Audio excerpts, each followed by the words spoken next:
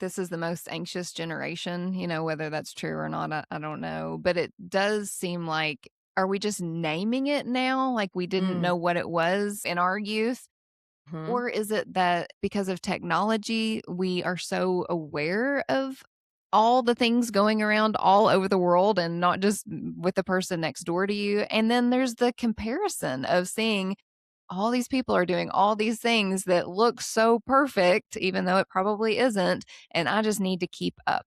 Like there's pressure from people, there's an internal pressure. And sometimes, if I'm being honest, I even feel like, and it's not correct, but I'm just saying this is how I feel, that there's this pressure to even please God. Mhm. So there's all this pressure that it feels like I want to do all these things and I want to do it all so well. Why do you think anxiety is so prevalent today?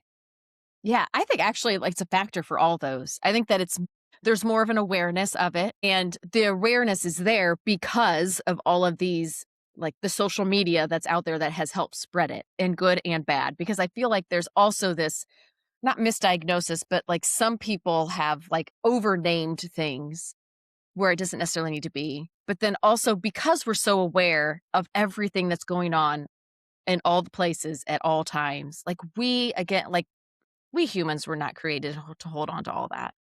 But yet we scroll through the news and we've got all of these horrible things that are happening. And so we start carrying all of that. And we also were not designed, like I said, we were designed to belong, to be with others, to need other humans, but we were not designed to be connected with 1,000 people. Yeah.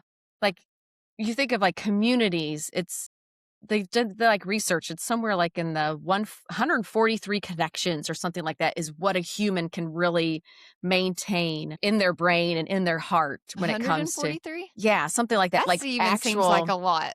Well, and I think when it was, like, looking at, like, a community, like, Yeah. being able Oh, okay. to, like, being within a community, and you don't necessarily everyone perfect or, like, Mhm. deeply, but you know all of these different connections. You can do, like, about 100, and you don't quote me on the exact number, but somewhere around in there.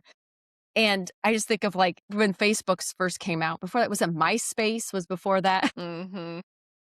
And, like, everyone was just like, "How many friends can I get?" Well, then suddenly you've got, like, all of these numbers, which is way more than 100 or so, and you maybe you don't connect with them a lot online, but suddenly you've got news about them on here. So you've got this person's diagnosis, and this person, like, they lost their child, and this person's, like, their son's going off to war. Like, you're holding all of this heavy stuff. And even if you don't even realize it, really, like, you've taken it into your brain and your brain is processing it. And it's a Yeah. lot.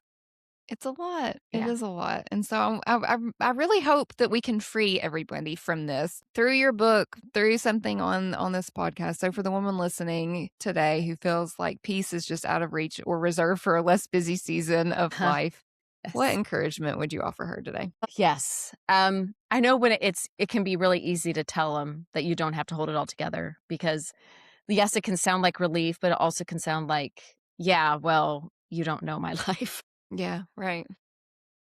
But I would just encourage them to really take a deep look at what all they're holding, and what things do they believe is their job to hold all together, and what things can they release to others, and what things can they release to God to truly be the one to get something done. Ultimately, all of these things that God has asked you to do, He's never asked you for the outcome, and He's never asked you to hold it together. He's asking you to serve with Him in one way or another. One way to refine you, but another one to help others and be the hands and feet of Him. But He's never asked you to hold it all together. And He's never asked you to produce and create an outcome of something. And so that's the part that I'm inviting you into, that you don't, none of this, you don't have to hold it all together.